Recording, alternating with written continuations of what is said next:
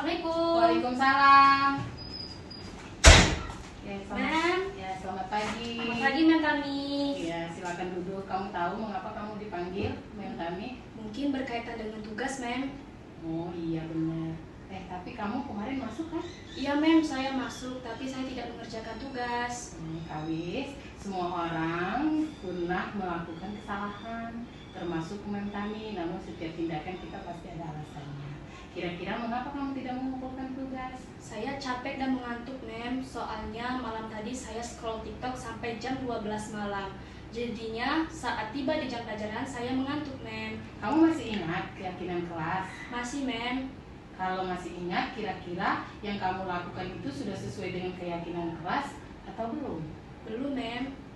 Keyakinan kelas yang mana? Selalu bertanggung jawab, Ma'am. Nah, ternyata kamu tahu. Lalu apakah kamu punya solusi untuk masalah ini? Ya, Ma'am. Yang pertama, saya minta maaf, Ma'am, karena tidak mengerjakan tugas. Kedua, saya tidak akan tidur terlalu malam lagi. Dan ketiga, saya akan mengerjakan tugas dari Ma'am dan akan saya kumpulkan besok. Baik, Ma'am Tami apresiasi untuk tanggung jawab dan kamu boleh kembali istirahat. Terima kasih, Ma'am. Permisi. Nggak tahu, nih Ma'am baru dapat laporan nih dari guru-guru yang lain. Andre, Sabtu kemarin kamu kenapa tidak mengikuti ekstra ya? Ekstra pramuka ya? Oh iya, Ma'am, soalnya saya buru-buru pulang karena ditelepon ayah untuk diajak pergi piknik ke Pegalam saya. Wah, pasti itu sangat menyenangkan ya. Ma'am Tami juga pasti sangat senang kalau diajak ikut piknik. Namun, apakah yang kamu lakukan sudah sesuai dengan aturan sekolah? Tidak, Ma'am, soalnya saya tidak meminta izin kepada pembina pramuka. Oh iya, kamu masih ingat dengan keyakinan sekolah kita kira-kira apa? Nah, kira-kira apa yang bisa kamu lakukan agar kamu bisa menerapkan apa yang sudah kamu yakini itu? Meminta izin kepada pembina pramuka untuk pergi. Mungkin ada yang lain? Ya, enggak. Saya mengikuti. Saya bisa Mengikuti. Apa? Coba mungkin ada yang lain? saya mengikuti. Nah, itu yang benar. Nah, berarti kamu sudah paham bahwa kita harus tertib aturan sekolah dulu sebelum kita pergi. Kita harus meminta izin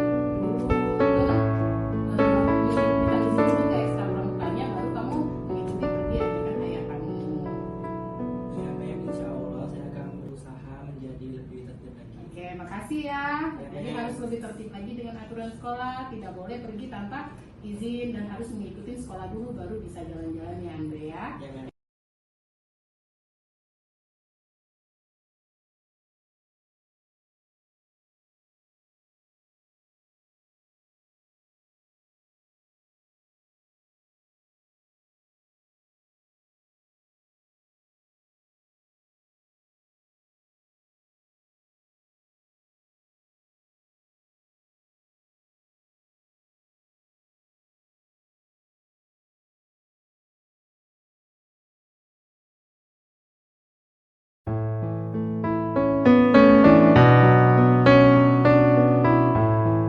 Warahmatullahi wabarakatuh.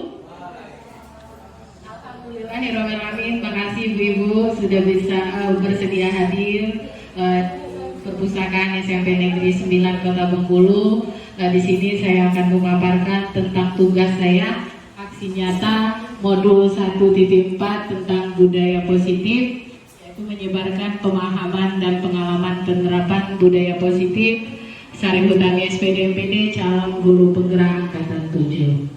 Mungkin di sini kita sudah tahu tentang budaya positif, Bapak Ibu juga sudah paham tentang budaya positif. Di sini saya tidak bermaksud untuk menggurui Bapak Ibu, tapi di sini kita hanya sharing berbagi ilmu tentang budaya positif. Selamat datang para guru hebat. Mari kita belajar bersama, berkolaborasi, saling mendukung, dan mewujudkan disiplin positif di sekolah kita tercinta.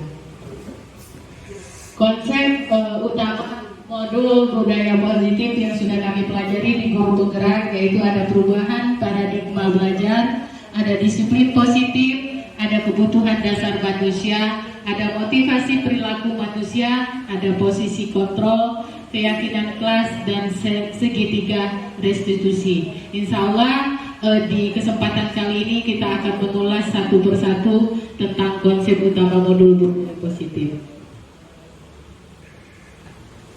Disiplin positif dalam budaya kita bermakna yaitu menjadi sesuatu yang dilakukan seseorang pada orang lain untuk mendapatkan kepatuhan. Kita cenderung menghubungkan kata disiplin dengan ketidaknyamanan.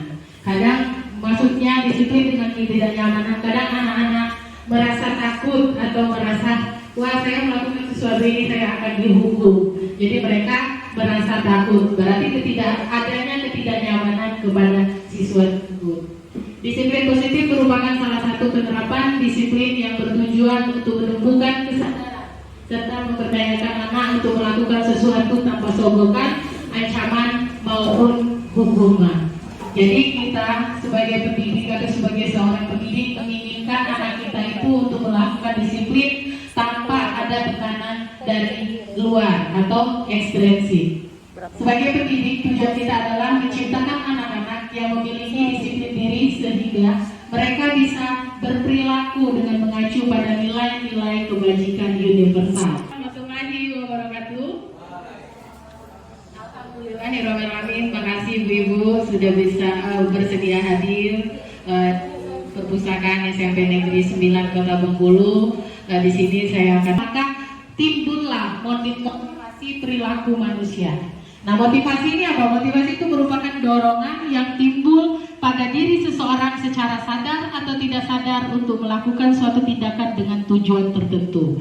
Nah, di sini ada 3. Ada menghindari ketidaknyamanan dan hukuman, ada mendapatkan imbalan atau penghargaan dari orang lain, dan ada menghindari ketidaknyamanan dan hukuman. Di sini saya akan memaparkan satu persatu yang tentang motivasi perilaku yang menghindari ketidaknyamanan dan hukuman. Yang sebelumnya saya sudah paparkan tadi bahwa murid melakukan disiplin diri karena ia takut dihukum. Kebanyakan murid kita melakukan disiplin diri karena dia takut dihukum. Nah, ini merupakan termasuk ke dalam motivasi ekstrinsik. Berarti motivasi karena ada dorongan dari luar. Nah, setelah itu ada mendapatkan imbalan ataupun penghargaan dari orang lain. Nah, murid melakukan disiplin diri ini karena ia ingin mendapatkan imbalan. Ini juga merupakan motivasi ekstrinsik. Misalnya anak-anak mendapatkan, oh ya, saya harus dapat nilai yang bagus supaya saya dapat mendapatkan hadiah dari guru. Berarti itu kan sebagai imbalan. Jadi dia melakukan sesuatu itu karena adanya dorongan dari ekstrinsik dari luar, karena dia mendapatkan imbalan, bukan karena dari dalam diri dia, tumbuh dari dalam diri dia sendiri. Setelah itu menghindari ketidaknyamanan dan hukuman. Murid melakukan disiplin diri karena sadar akan nilai kebajikan dirinya, tanggung jawab kepada dirinya. Nah, ini merupakan motivasi intrinsik. Nah, inilah yang mau kita terapkan kepada anak-anak. Jadi merupakan kebajikan dirinya, merupakan motivasi intrinsik yang muncul dari dalam diri mereka sendiri. Mereka memahami apa kesalahan mereka, bagaimana motivasi mereka ke depannya, bagaimana cara mereka merubah kelakuan. Maka timbullah motivasi perilaku manusia. Nah, motivasi ini apa? Motivasi itu merupakan dorongan yang timbul pada diri seseorang secara sadar dengan identitas kegagalan. Konsep disiplin dengan identitas kegagalan, yang pertama yaitu ada hukuman, ada penghargaan. Nah, hukuman ini menyakitkan.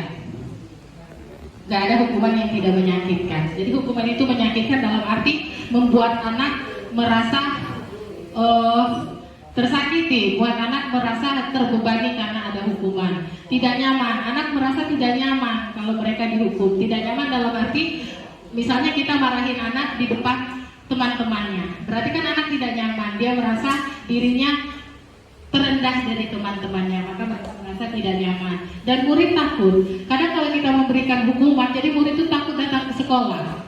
Kayak gitu kan? Ada kan murid-murid kita mengalami juga. Oh, anak itu takut dia untuk datang ke sekolah karena dia mendapat hukuman, tidak mengerjakan tugas atau yang lain. Nah, setelah itu murid menyembunyikan kesalahannya karena dia tidak mau berterus terang, maka murid tapi takut dihukum, jadi dia sembunyikan kesalahan yang sudah dia perbuat. Dan setelah itu murid menjadi rendah hati. Yang pernah saya bilang tadi, murid menjadi rendah hati ketika kita memarahi murid di depan teman-temannya, maka murid itu merasa kecil. Oh, saya salah, saya malu dimarahi di depan teman-temannya.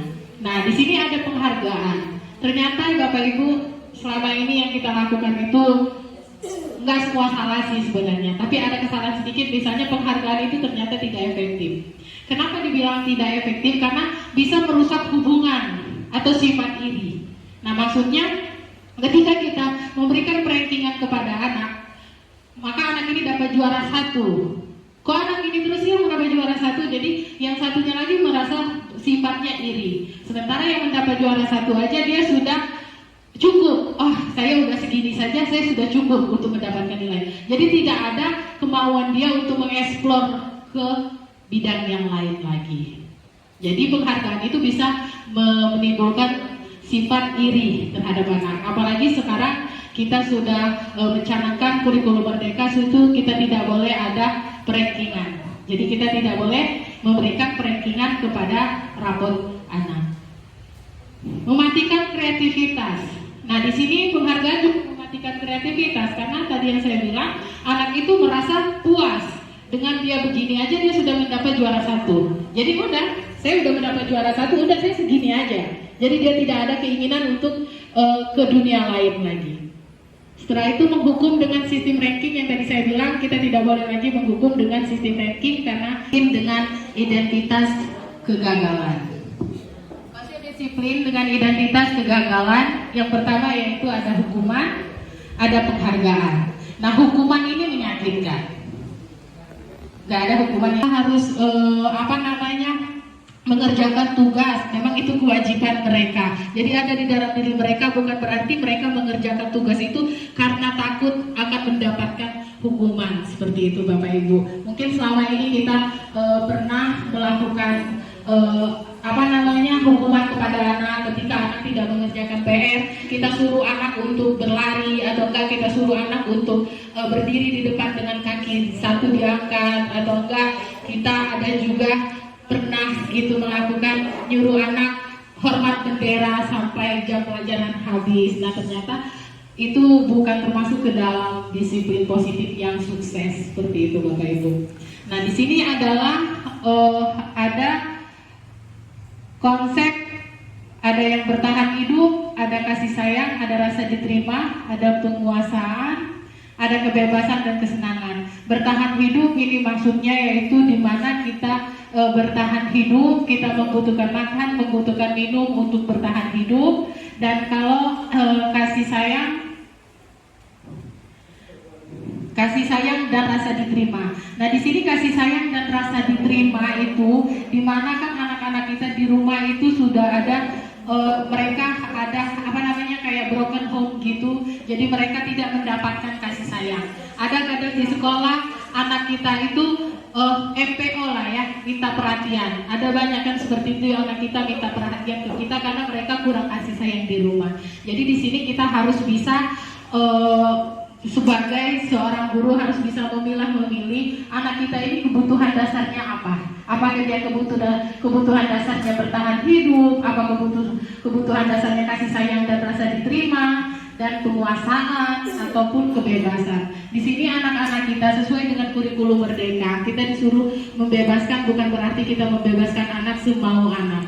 Jadi kebebasan dalam arti anak bebas bereksplor dirinya kayak gitu. Setelah itu kesenangan, di sini juga kesenangan mungkin kita pernah melakukan kesalahan sih, sepertinya kita menyuruh anak selalu mencatat, kita selalu menyuruh anak kerjakan tugas ini banyak ini, jadi anak itu merasa tidak senang. Sebaiknya kita pengennya kita tahu kebutuhan dasar anak itu seperti apa. Dia mau kesenangan, berarti bolehlah sekali-kali kita mengajak anak untuk belajar di luar. Apa sih yang membuat mereka senang dan mereka siap untuk belajar dengan harus mengerjakan tugas. Memang itu kewajiban mereka. Jadi ada di dalam diri mereka, bukan berarti mereka mengerjakan tugas itu karena takut akan mendapatkan hukuman. Seperti itu Bapak Ibu. Mungkin saya mau konsep disiplin dengan identitas sukses, konsekuensinya penguatan jangka pendek. Penguatan jangka pendek misalnya berarti kalau konsekuensinya contohnya seperti misalnya ada si Budi menumpahkan minuman temannya.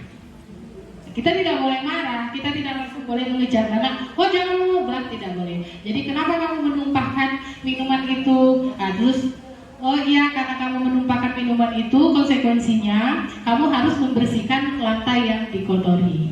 Seperti itu konsekuensinya, penguatan jangka pendek. Jadi langsung mendapatkan, bukan hukuman sih, langsung mendapatkan hukuman lah ya.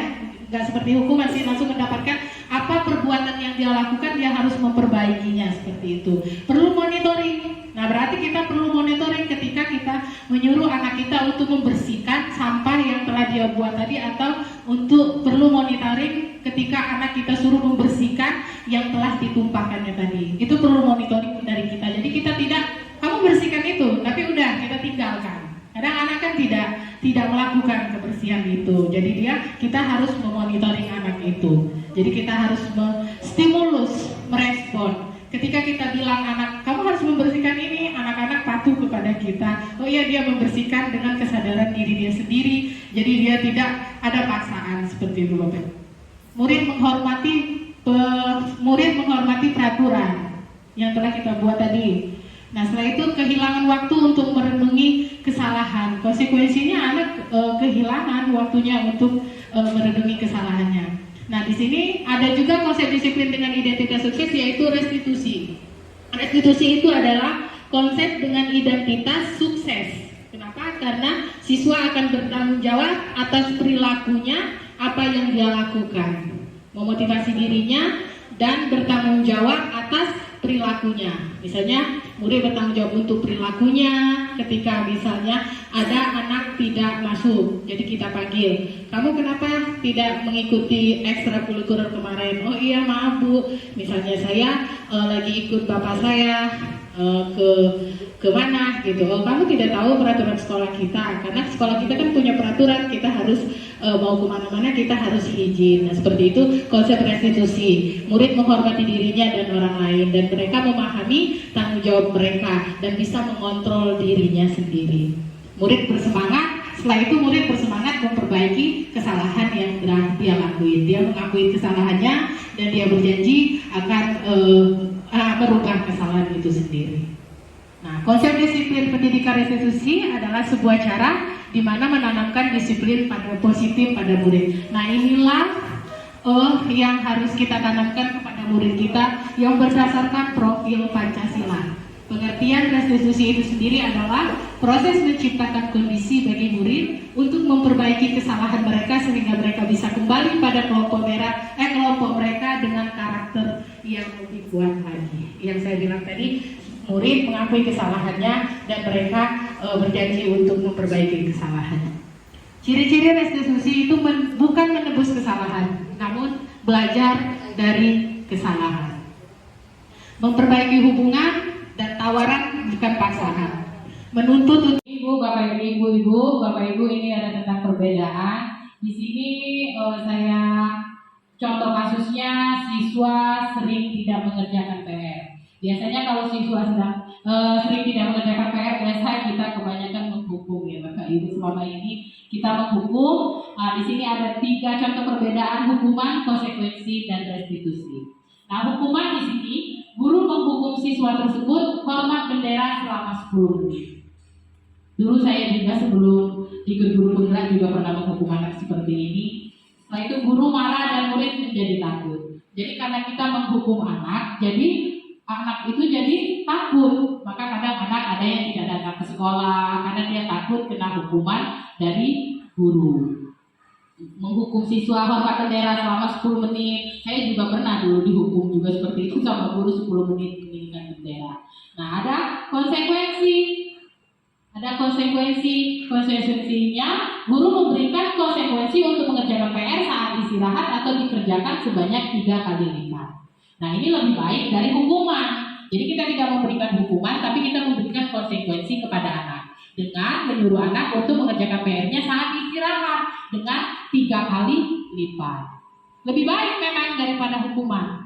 Nah, guru tegas dan siswa menghormati peraturan. Jadi guru harus tegas kepada siswa agar anak-anak menghormati peraturan yang telah disepakati. Nah, setelah ada hukuman, ada konsekuensi, ada yang lebih baik lagi dari hukuman ataupun dari konsekuensi, yaitu restitusi. Restitusi, guru menanyakan keyakinan kelas dirinya dan membantu siswa menyelesaikan masalahnya.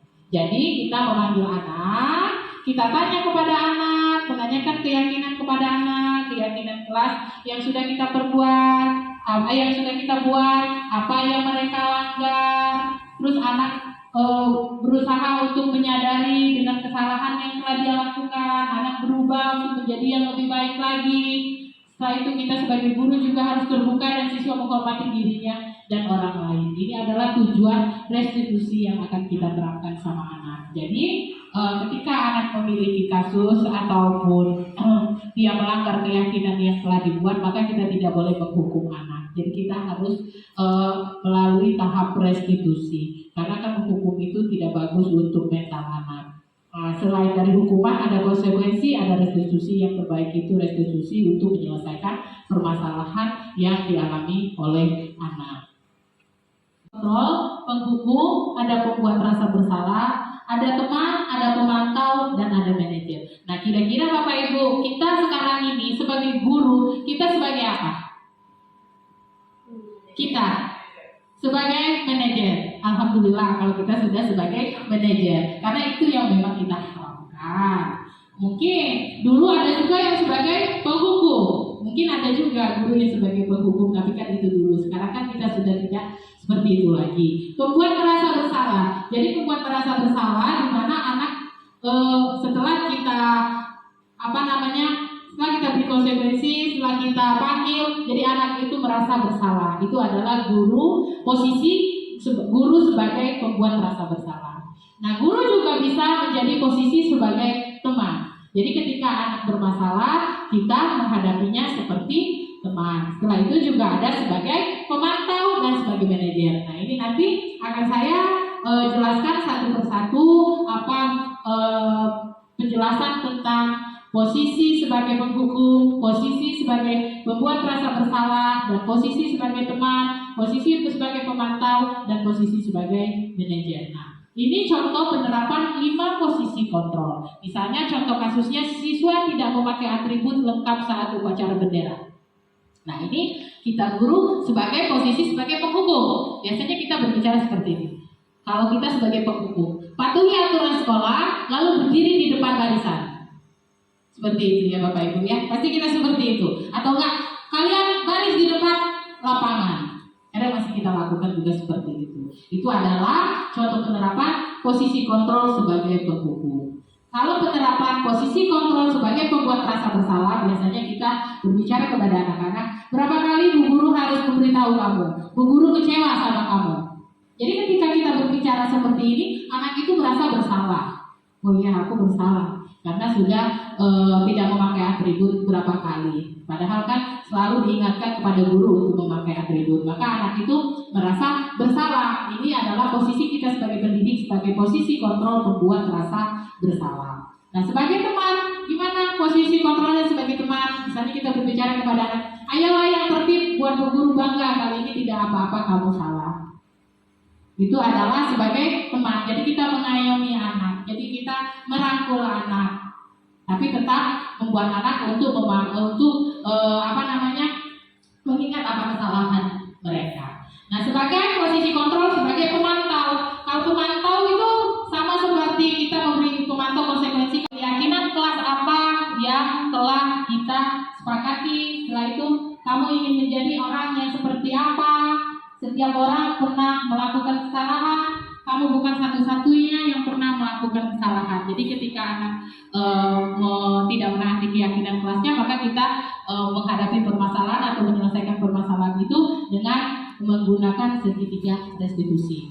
Misalnya menstabilkan identitas, kita semua akan melakukan hal terbaik yang bisa kita lakukan. Validasi tindakan yang salah, semua perilaku memiliki alasan. Seperti yang saya bilang tadi, anak melakukan kesalahan pasti ada sebab dan akibatnya, seperti itu. Dan menanyakan keyakinan setelah kita memanggil anak, setelah kita tanya berdasarkan segitiga restitusi, kita menanyakan keyakinan. Kita semua memiliki motivasi internal, jadi motivasi dari dalam diri agar anak itu bisa kembali menjadi anak yang lebih baik lagi. Nah, ini tadi contoh penerapan segitiga restitusi.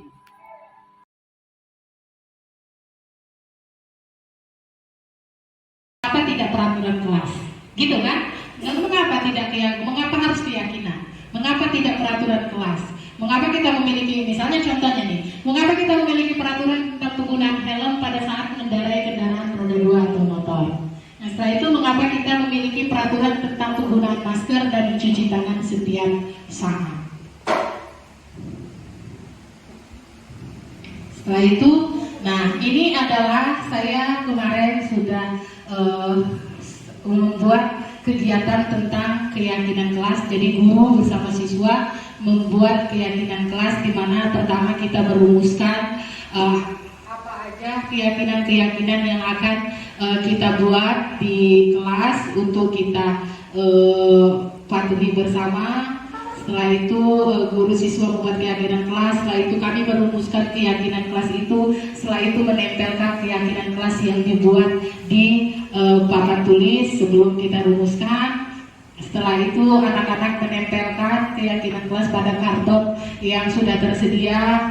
Setelah itu ada anak-anak per kelompok. Kemarin saya bagi kelompoknya. Ada yang kelompok biru, ada kelompok merah, ada kelompok pink, ada kuning. Nah, inilah hasil dari keyakinan kelas 9D yang sudah kami buat.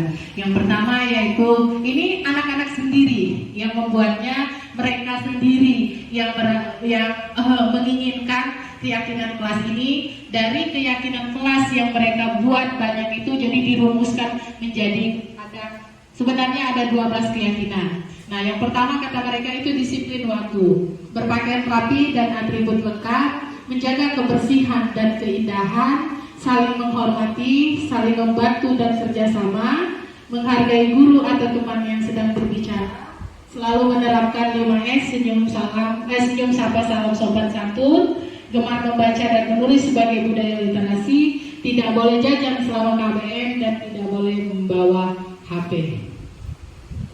Nah, ini ada 12. Ya, saling membantu dan kerjasama, mengerjakan dan mengumpulkan tugas tepat waktu. Ini adalah doa berdoa sebelum dan setelah mengikuti pelajaran, menghargai guru dan teman, berpakaian sopan lengkap atribut di dalam tubuh maupun di luar. Nah, di sini ada juga bagaimana pembentukan keyakinan kelas.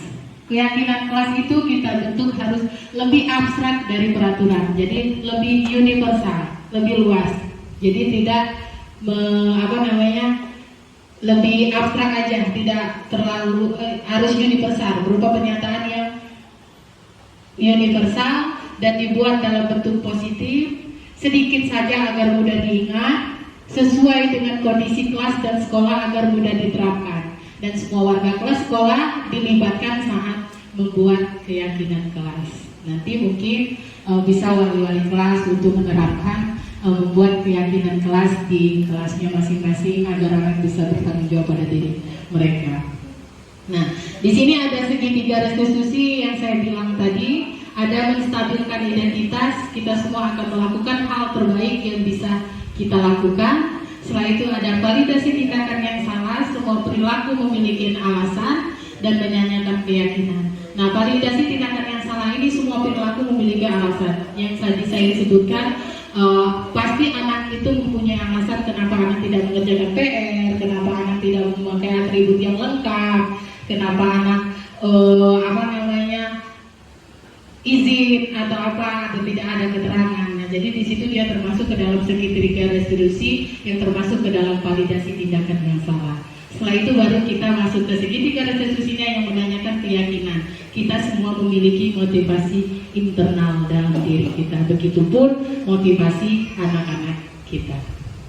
Nah, ini ada sedikit contoh penerapan segitiga restitusi.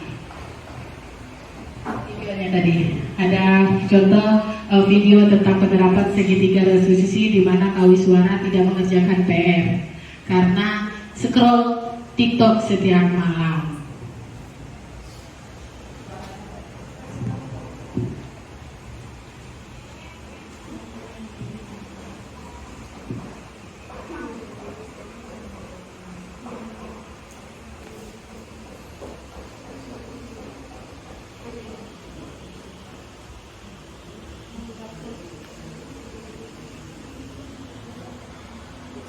Apa tidak peraturan kelas, gitu kan? Lalu mengapa harus keyakinan? Mengapa tidak peraturan kelas? Mengapa kita memiliki, misalnya contohnya nih, mengapa kita memiliki peraturan tentang penggunaan helm pada saat mengendarai kendaraan roda 2 atau motor? Nah, setelah itu mengapa kita memiliki peraturan tentang penggunaan masker dan mencuci tangan setiap saat? Setelah itu, menempelkan keyakinan kelas. Kita bersama-sama anak menempelkan keyakinan kelas yang kita rumuskan dari peraturan menjadi keyakinan tadi ke dalam karton yang telah kita sediakan. Setelah itu, presentasi kelompok tentang keyakinan kelas. Kita memilih satu kelompok yang berani tampil atau mereka yang menampilkan ke depan untuk mempresentasikan keyakinan kelas yang mereka buat yang telah kita rumuskan dari peraturan tadi. Setelah itu, menempelkan keyakinan kelas di kelas. Jadi kita berikan kepada anak edukasi supaya anak-anak bisa mematuhi keyakinan kelas yang telah mereka buat sendiri. Jadi ketika anak salah, ketika mereka ini, kita tinggal bertanya sama anak, nah, kamu kenapa tidak mengerjakan PR? Kamu tahu peraturan apa, keyakinan apa yang kamu kesalahan yang telah kamu lakukan? Dan anak-anak jawab, saya keyakinan kelas tidak membuat PR. Terus kamu kenapa seperti itu? Kenapa nggak membuat PR? Pasti anak-anak punya alasan. Nah, makanya di sanalah kita itu harus mengetahui kebutuhan dasar apa yang anak perlukan. Mungkin di rumah, mungkin juga anak-anak kan ada yang kurang kasih sayang, maka pada saat di sekolah dia pengennya mendapatkan kasih sayang, mendapatkan perhatian yang lebih dari kita. Makanya kita berdasarkan itu kita harus bisa memilah kebutuhan dasar apa yang anak butuhkan. Nah, ini adalah keyakinan kelas yang sudah kami buat di kelas 9D. Yang pertama, anak-anak itu harus disiplin waktu, berpakaian rapi dan atribut lengkap, menjaga kebersihan dan keindahan, saling menghormati, saling membantu dan kerjasama, menghargai guru atau teman yang sedang berbicara, selalu menerapkan 5S, senyum, sapa, salam, sopan santun, gemar membaca dan menulis sebagai budaya literasi. Tidak boleh jajan selama KBM. Setelah itu tidak boleh membawa HP. Ini ada berdoa sebelum dan setelah mengikuti pelajaran, menghargai guru dan teman, berpakaian sopan, lengkap, atribut di dalam maupun di luar. Keluar dan masuk kelas atas izin guru, mengerjakan dan mengumpulkan tugas tepat waktu, melaksanakan piket kelas dan menjaga kebersihan sekolah, disiplin waktu, saling membantu dan kerjasama, selalu menerapkan 5S, senyum, salam, sapa, sopan dan santun, gemar membaca dan menulis, tidak boleh membawa HP dan tidak boleh jajan saat jam pelajaran. Nah, bagaimana pembentukan keyakinan kelas itu sendiri? Jadi pembentukan keyakinan kelas itu harus lebih abstrak dari peraturan, berarti harus universal, lebih luas, jadi tidak menonton. Setelah itu berupa pernyataan universal, dibuat dalam bentuk positif, kata-katanya harus positif, sedikit saja agar mudah dan diingat oleh kita dan anak, sesuai dengan kondisi kelas dan sekolah agar mudah diterapkan. Jadi kita membuat keyakinan kelas itu harus mengerjakan tugas, memang itu kewajiban mereka. Jadi ada di dalam diri mereka, bukan berarti mereka mengerjakan tugas itu karena takut akan mendapatkan hukuman. Seperti itu Bapak Ibu. Mungkin selama ini kita pernah melakukan hukuman kepada anak ketika anak tidak mengerjakan PR.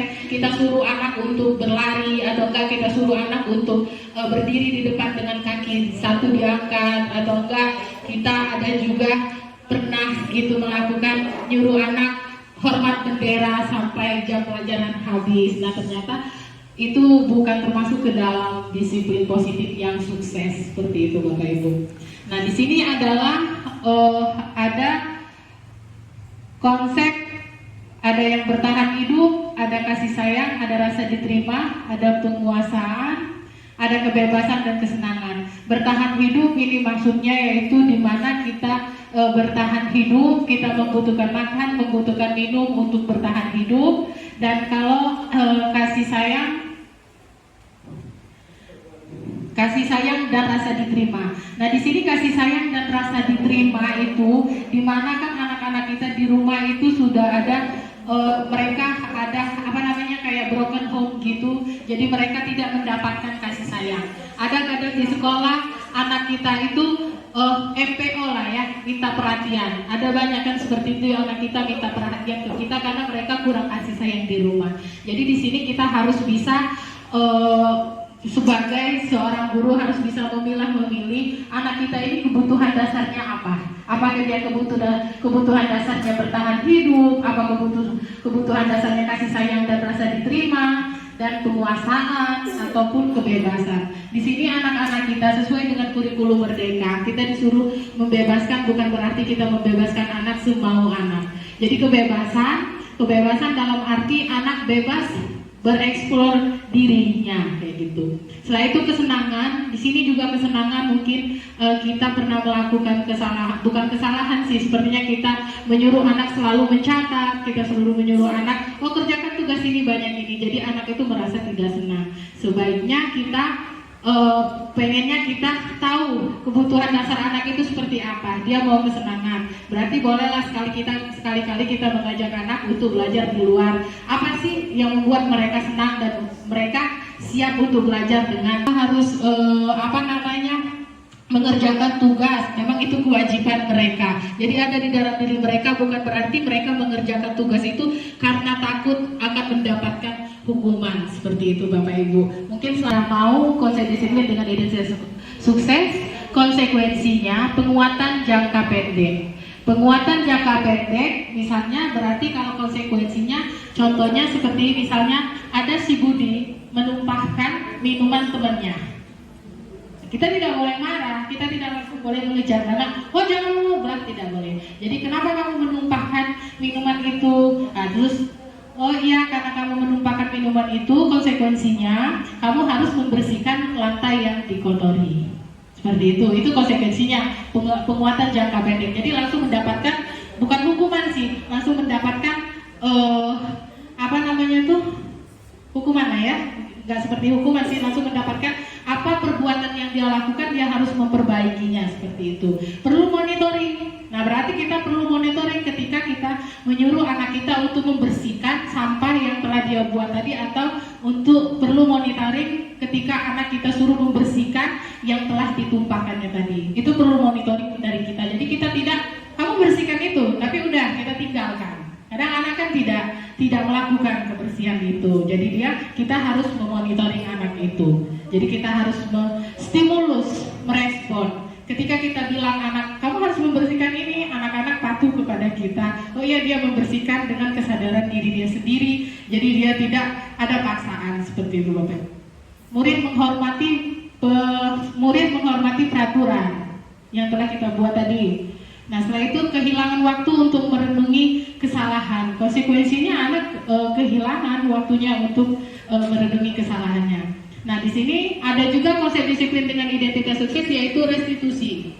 Restitusi itu adalah konsep dengan identitas sukses. Kenapa? Karena siswa akan bertanggung jawab atas perilakunya, apa yang dia lakukan, memotivasi dirinya dan bertanggung jawab atas perilakunya.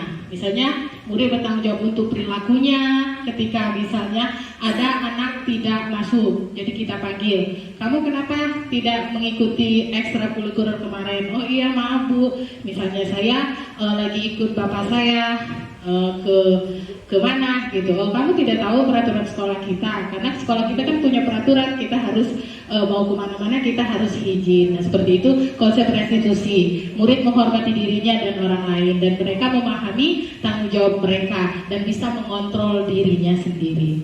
Murid bersemangat. Setelah itu murid bersemangat memperbaiki kesalahan yang telah dia lakuin. Dia mengakui kesalahannya dan dia berjanji akan merubah kesalahan itu sendiri. Nah, konsep disiplin pendidikan restitusi adalah sebuah cara di mana menanamkan disiplin positif pada murid. Nah, inilah yang harus kita tanamkan kepada murid kita yang berdasarkan profil Pancasila. Pengertian restitusi itu sendiri adalah proses menciptakan kondisi bagi murid untuk memperbaiki kesalahan mereka sehingga mereka bisa kembali pada kelompok mereka dengan karakter yang lebih kuat lagi. Yang saya bilang tadi, murid mengakui kesalahannya dan mereka berjanji untuk memperbaiki kesalahannya. Ciri-ciri restitusi itu bukan menebus kesalahan, namun belajar dari kesalahan. Memperbaiki hubungan dan tawaran bukan paksaan. Menuntut Ibu, Bapak Ibu ini ada tentang perbedaan. Di sini saya Contoh kasusnya siswa sering tidak mengerjakan PR. Biasanya kalau siswa sering tidak mengerjakan PR, biasa kita kebanyakan menghukum ya Bapak Ibu. Selama ini kita menghukum. Di sini ada 3 contoh perbedaan hukuman, konsekuensi, dan restitusi. Nah, hukuman di sini guru menghukum siswa tersebut hormat bendera selama 10 menit. Dulu saya juga sebelum ikut guru penggerak juga pernah menghukum anak seperti ini. Setelah itu guru marah dan murid menjadi takut. Jadi karena kita menghukum anak, jadi anak itu jadi takut. Maka kadang anak ada yang tidak datang ke sekolah karena dia takut kena hukuman dari guru. Menghukum siswa hormat bendera selama 10 menit. Saya juga pernah dulu dihukum juga seperti itu sama guru 10 menit meninggikan bendera. Nah, ada konsekuensi. Konsekuensinya guru memberikan konsekuensi untuk mengerjakan PR saat istirahat atau dikerjakan sebanyak 3 kali lipat. Nah, ini lebih baik dari hukuman. Jadi kita tidak memberikan hukuman, tapi kita memberikan konsekuensi kepada anak dengan menyuruh anak untuk mengerjakan PR-nya saat istirahat dengan 3 kali lipat. Lebih baik memang daripada hukuman. Nah, guru tegas dan siswa menghormati peraturan. Jadi guru harus tegas kepada siswa agar anak-anak menghormati peraturan yang telah disepakati. Nah, setelah ada hukuman, ada konsekuensi, ada yang lebih baik lagi dari hukuman ataupun dari konsekuensi, yaitu restitusi. Restitusi, guru menanyakan keyakinan kelas dirinya dan membantu siswa menyelesaikan masalahnya. Jadi kita memanggil anak, kita tanya kepada anak, menanyakan keyakinan kepada anak, keyakinan kelas yang sudah kita perbuat, apa yang sudah kita buat, apa yang mereka langgar. Terus anak berusaha untuk menyadari dengan kesalahan yang telah dia lakukan. Anak berubah untuk menjadi yang lebih baik lagi. Setelah itu kita sebagai guru juga harus terbuka dan siswa menghormati dirinya dan orang lain. Ini adalah tujuan restitusi yang akan kita terapkan sama anak. Jadi ketika anak memiliki kasus ataupun dia melanggar keyakinan yang telah dibuat, maka kita tidak boleh menghukum anak. Jadi kita harus melalui tahap restitusi. Karena kan menghukum itu tidak bagus untuk mental anak. Selain dari hukuman, ada konsekuensi, ada restitusi. Yang terbaik itu restitusi untuk menyelesaikan permasalahan yang dialami oleh anak. Kontrol, penghukum, ada pembuat rasa bersalah, ada teman, ada pemantau, dan ada manajer. Nah, kira-kira Bapak Ibu, kita sekarang ini sebagai guru, kita sebagai apa?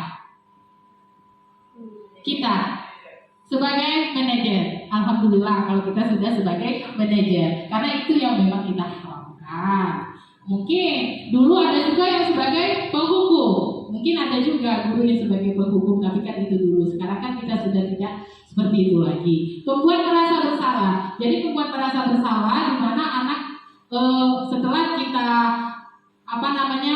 setelah kita beri konsekuensi, setelah kita panggil, jadi anak itu merasa bersalah. Itu adalah posisi guru sebagai pembuat merasa bersalah.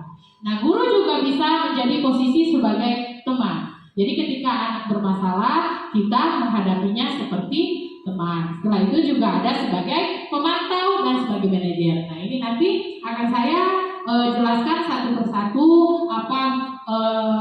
penjelasan tentang posisi sebagai penghukum, posisi sebagai pembuat rasa bersalah, dan posisi sebagai teman, posisi itu sebagai pemantau, dan posisi sebagai manajer. Nah, ini contoh penerapan 5 posisi kontrol. Misalnya contoh kasusnya siswa tidak memakai atribut lengkap saat upacara bendera. Nah, ini kita guru sebagai posisi sebagai penghukum. Biasanya kita berbicara seperti ini. Kalau kita sebagai penghukum, patuhi aturan sekolah, lalu berdiri di depan barisan. Seperti itu ya Bapak Ibu ya. Pasti kita seperti itu. Atau enggak, kalian baris di depan lapangan. Ada masih kita lakukan juga seperti itu. Itu adalah contoh penerapan posisi kontrol sebagai penghukum. Kalau penerapan posisi kontrol sebagai pembuat rasa bersalah, biasanya kita berbicara kepada anak-anak, berapa kali Bu Guru harus memberitahu kamu, Bu Guru kecewa sama kamu. Jadi ketika kita berbicara seperti ini, anak itu merasa bersalah.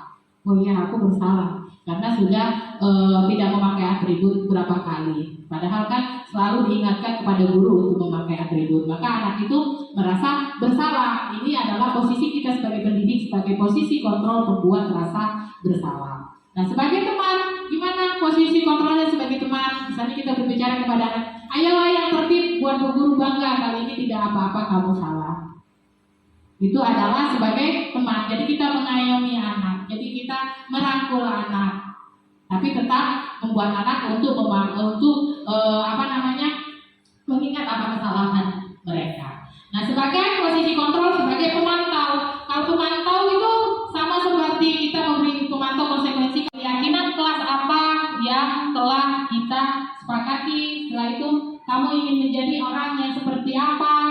Setiap orang pernah melakukan kesalahan. Kamu bukan satu-satunya yang pernah melakukan kesalahan. Jadi ketika anak tidak menaati keyakinan kelasnya, maka kita menghadapi permasalahan atau menyelesaikan permasalahan itu dengan menggunakan segitiga restitusi. Misalnya menstabilkan identitas, kita semua akan melakukan hal terbaik yang bisa kita lakukan.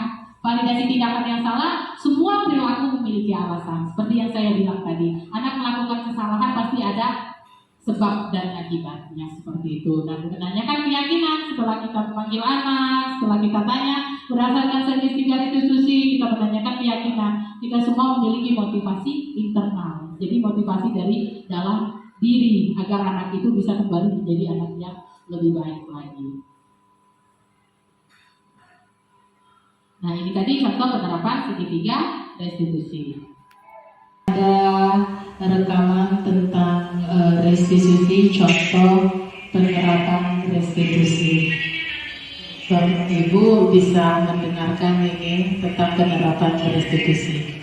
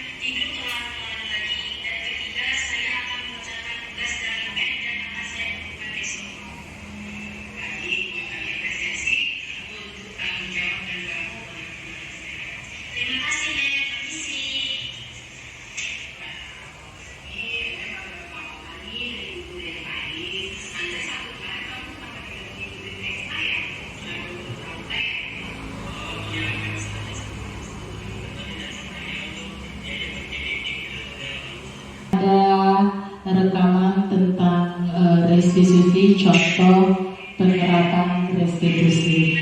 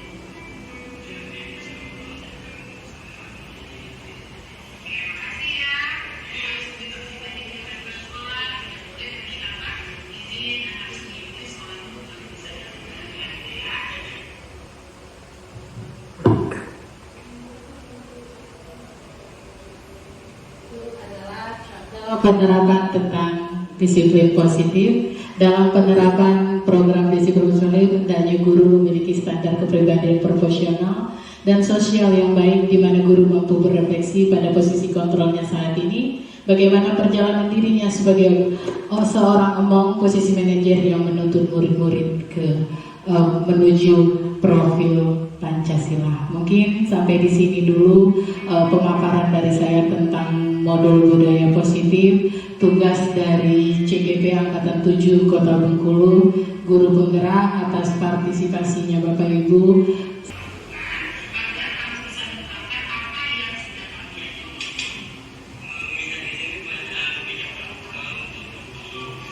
Setelah kita menyaksikan video tentang contoh penerapan restitusi yang sudah kami buat, di sini mungkin sudah sampai ke penghujung acara dalam pemaparan tentang budaya positif dalam penerapan program disiplin positif. Hendaknya guru memiliki standar kepribadian profesional dan sosial yang baik, di mana guru mampu berefleksi pada posisi kontrolnya saat ini, bagaimana perjalanan dirinya sebagai seorang emong atau posisi manajer yang menuntun murid-murid menjadi insan yang mandiri, merdeka, dan bertanggung jawab. Semoga sesi belajar ini kita hari ini membawa manfaat sehingga dapat mewujudkan pelajar berprofil Pancasila. Salam dan bahagia.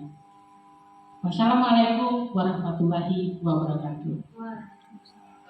Oke Bapak Ibu, karena di sini saya sudah menjelaskan tentang disiplin positif, saya akan membuka sesi di penghujung ini akan saya membuka sesi pertanyaan tentang disiplin positif. Mungkin kalau masih ada Bapak Ibu yang masih bisa yang belum paham atau masih ada yang bertanya-tanya tentang disiplin positif, saya persilakan untuk bertanya.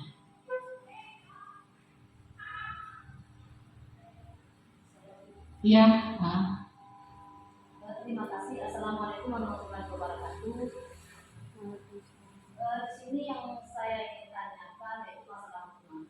Jujur saya saja, saya sebagai guru mapel itu agak emosi kalau misalnya anak itu tidak disiplin, terutama ketika misalnya belajar pembelajaran UKBM, anak itu misalnya sudah disuruh buat PR tetapi tidak membuat PR. Jadi bagaimana? Mungkin ada trik, ada strategi bagi ibu untuk menenangkan saya karena saya ini emosi Bu. Kalau tidak anak itu sudah berkali-kali saya suruh buat PR tapi tidak membuat, tadi kalau kita tidak menghukum itu tidak ada efek jerah. Di sini kata ibu tadi tidak bisa menghukum.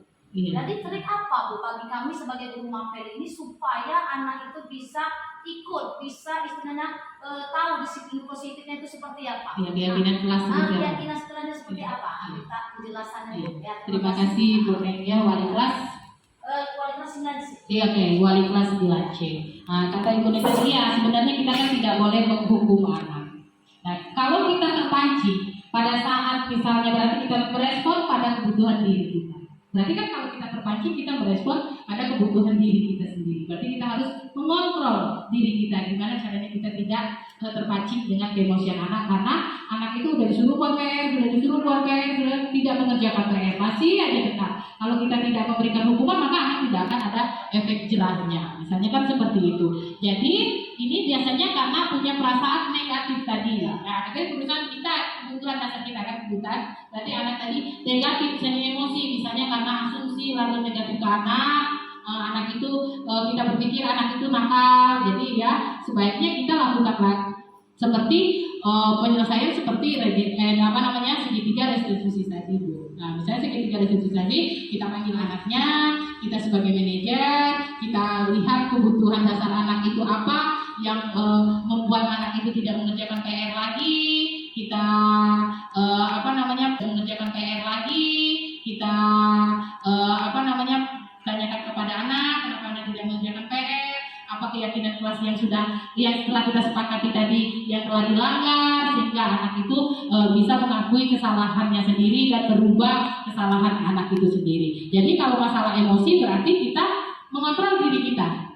Kita lebih banyak lagi mengontrol diri kita kayak gitu. Kalau masalah emosi namanya anak-anak.